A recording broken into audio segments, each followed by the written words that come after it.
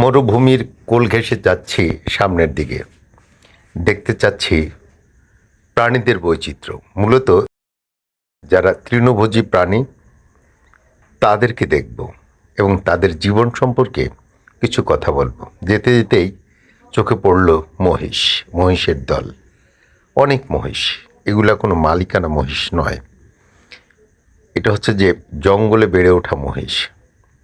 এখানে কিন্তু কোনো রাখাল নেই, কিছুই নেই। তবে হ্যাঁ, এগুলোর কিন্তু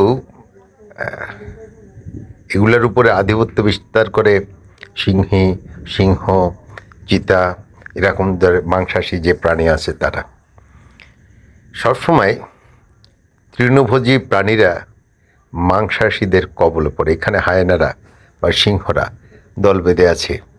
তারা কিন্তু দেখছে কাকে নিরিখ করা যায়। এভাবে দেখতে দেখতে যাচ্ছি। আর এই যে নিরীহ প্রাণী যাদেরকে আমরা তৃণভোজী বলি, এখানে আবার শকুন রেডি। একটা পেলেই দল বেঁধে চলে এসছে। মানে তৃণভোজীদের খাওয়ার জন্য অনেক প্রাণী আছে। তারা মাংসাশী। কেউ ঠোঁট ব্যবহার করে খায়, কেউ দাঁত ব্যবহার করে খায়। যাই হোক, এখানে আবার আছে হায়েনা। আমি যেটা বলতে চাচ্ছি যে পৃথিবীতে যারা সাধারণ শ্রমিক শ্রেণীর মানুষ আছে বা দিনমজুর মানুষ আছে বা অসহায় সাধারণ মানুষ আছে, তারা এই তৃণভোজী প্রাণীর মতো। তাদেরকে ভক্ষণ করতে চায় এই মাংসাশী, অর্থাৎ আপনার বণিক শ্রেণীর মানুষেরা, মালিক শ্রেণীর মানুষেরা, নেতা আমলারা, এরকম অভিজাত শ্রেণীর মানুষেরা।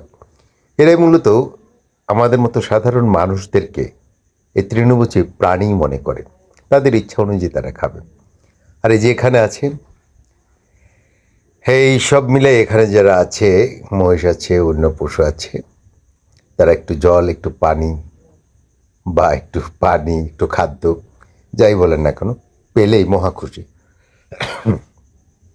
আর কিছু লাগে না। ঠিক আমাদেরকেও যারা অভিজাত শ্রেণীর মানুষ আছে তারা মনে করে যে আমাদের একটু খাদ্য আর একটু পানি হলে আর কিছু লাগে না। আসলেই তাই। গরিবের আবার বিলাসিতা। সুন্দর জীবন ভোগ করবে তো অভিজাত শ্রেণীর মানুষেরা, নেতা, অর্থশালী মানুষেরা, ক্ষমতাশালী মানুষেরা, এরকম।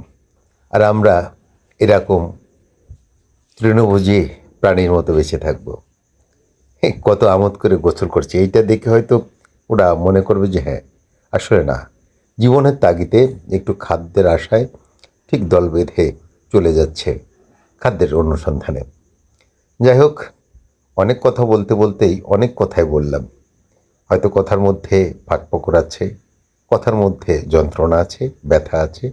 কারোর যদি লেগে যায় দয়া করে ক্ষমা করবেন এবং পাশে থাকবেন। আপনাদের ভালোবাসা পেলেই আমি মূলত এগোতে পারবো। আর আমি বলেই থাকি, পৃথিবীতে মানুষ মানুষের ভালোবাসা ছাড়া কেউ সেরা হতে পারে না, সার্থক হতে পারে না, জয়ী হতে পারে না। এমনকি পৃথিবীতে মানুষ মানুষের ভালোবাসা ছাড়া সে মানুষও হতে পারে না।